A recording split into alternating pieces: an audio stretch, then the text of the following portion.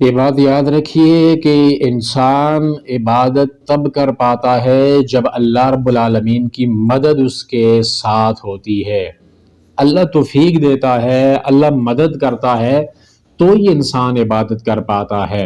ہم یہ سمجھتے ہیں کہ ہم نے نماز نہیں پڑھی اور مجھ سے یہ والا نیکی کا کام رہ گیا، وہ والا نیکی کا کام رہ گیا۔ اصل بات یہ ہے کہ رب تعالیٰ نے ہمیں توفیق ہی نہیں دی، رب العالمین نے ہماری مدد نہیں کی، تو ہمیں ہر دم اللہ سے اس کی عبادت کے لیے بھی مدد مانگنی چاہیے۔ یہ نہیں ہے ہم نے یہ سمجھ رکھا ہے کہ ہم مدد مانگیں گے دنیاوی معاملات کے لیے کہ اللہ میری مکان بنانے میں مدد کر دے، میرا یہ مسئلہ ہے، میری دنیا کے اندر وہ پریشانی ہے، اس معاملے کے اندر مدد کر دے۔ لیکن جو عبادت ہے رب العالمین کی پہچان ہے، کیا ہم نے اس کے لیے کبھی رب العالمین سے مدد مانگی ہے؟ ایاک نعبد و ایاک نستعین، عبادت کے ساتھ مدد کو کیوں جوڑا گیا ہے کہ عبادت اللہ تیرے لیے ہے اور مدد بھی تو چیز سے مانگتے ہیں؟ تو مدد کس چیز کی آخر مانگتے ہیں؟ عبادت جب رب العالمین کے لیے کر رہے ہیں تو اس کے ساتھ مدد کی ضرورت ہے ہمیں۔ اللہ کی مدد شامل حال نہیں ہوگی تو عبادت اچھی طرح نہیں کر پائیں گے، توفیق نہیں ہوگی تو عبادت نہیں کر پائیں گے۔ ہمیں توفیق چاہیے، رب العالمین سے توفیق مانگا کریں کہ اللہ عبادت کی توفیق دے دے، اللہ عبادت کے اوپر ہماری مدد فرما کہ ہم عبادت کو بڑے اچھے طریقے کے ساتھ کریں۔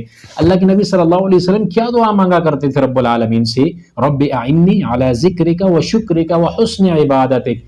فرض نمازوں کے بعد اللہ کے نبی یہ دعا پڑھا کرتے تھے۔ پہلے عبادت کر لی ہے، نماز پڑھ لی ہے، نماز ادا کر لی ہے، نماز ادا کرنے کے بعد اللہ کے نبی یہ دعا مانگ رہے ہیں، میرے ربا میری مدد فرما۔ کس بات پہ مدد فرما؟ علی ذکرک و شکرک و حسن عبادتک، اللہ تیرے ذکر کے اوپر میری مدد فرما کہ میں تیرا ذکر بڑے بہترین طریقے سے کروں، تیرے شکر کے اوپر میری مدد فرما کہ میں تیرا شکر بڑے اچھے طریقے کے ساتھ ادا کروں، وحسن عبادتک، اور مجھے عبادت بڑے احسن خوبصورت انداز کے ساتھ کرنے کی اے میرے ربا توفیق عطا فرما، میری مدد فرما۔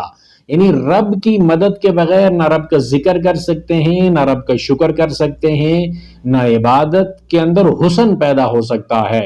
عبادت کی خوبصورتی رب کی مدد کے بغیر ممکن نہیں، رب کا شکر رب کی مدد کے بغیر ممکن نہیں، رب کا ذکر رب کی مدد کے بغیر ممکن نہیں ہے۔ تو اللہ سے ہر دم مدد مانگنی چاہیے، عبادت کے معاملے میں بھی، صرف دنیا کے معاملے میں مدد نہ مانگیے، عبادت کے معاملے میں بھی رب العالمین سے مدد مانگیے کہ اللہ کی مدد کے بغیر کوئی کام نہیں ہو سکتا، عبادت اچھے طریقے سے نہیں ادا ہو سکتی۔ توفیق رب دیتا ہے، مدد کرتا ہے اور اس کے لیے حالات پیدا کرتا ہے، یہ سب کچھ رب العالمین کا کرم ہے، رحمت ہے اس رب العالمین کی کہ ہم اپنی زندگی کا مقصد جو ہے وہ بجا لا رہے ہیں۔ عبادت ہماری زندگی کا مقصد ہے نا، لیکن اللہ کی مدد کے بغیر یہ ممکن نہیں ہے۔ ہمیں اللہ سے مدد مانگنی چاہیے اس معاملے کے اندر۔ تو پھر جو ہے اللہ رب العالمین کی جب مدد شامل حال ہوگی تو ذکر بھی بہترین ہوگا، شکر بھی بہترین ہوگا، عبادت بھی بہترین ہوگی اور رب العالمین کی رضا بھی انشاءاللہ ہمیں ملے گی۔ ہم اللہ رب العالمین سے مدد مانگتے نہیں ہیں، خاص کر کے عبادت کے معاملے کے اندر مدد مانگی ہی نہیں جاتی۔ بہت کم ایسے لوگ ہیں جو مدد مانگتے ہیں عبادت کے اوپر، توفیق مانگتے ہیں عبادت کی، توفیق مانگتے ہیں نیکی کی، اور نیکیاں کر لینے کے بعد بھی رب العالمین سے پھر اوپر سے قبولیت کی دعا بھی مانگنی ہے۔ بڑا ابراہیم علیہ السلام نے اللہ تعالیٰ کا گھر بنایا ہے، کعبۃ اللہ، دونوں باپ بیٹا اللہ کے نبی ہیں، گھر اللہ تعالیٰ کا بنایا ہے، اور گھر بنانے کے بعد دعا کیا کی ربنا تقبل منا انک انت السمیع العلیم، ربا یہ عمل بڑا ہے لیکن قبول تو نے کرنا ہے کائنات کے ربا، اگر قبول نہ ہوا تو پھر کس کام کا، اے ہمارے رب اس کو ہم سے قبول کر لے، بے شک تو سننے اور جاننے والا ہے۔ تو ہمیں اللہ تعالیٰ سے مدد توفیق مانگنی ہے، قبولیت کی دعا بھی مانگنی ہے، عبادت کے لیے خود کی محنت، شوق، جذبہ، یہ چیز بھی چاہیے، اور اس کے ساتھ ساتھ اللہ کی مدد، اس کی رحمت اور توفیق رب العالمین کی طرف سے، یہ ہمیں ضرورت ہے عبادت کو اچھے طریقے سے بجا لانے کے لیے۔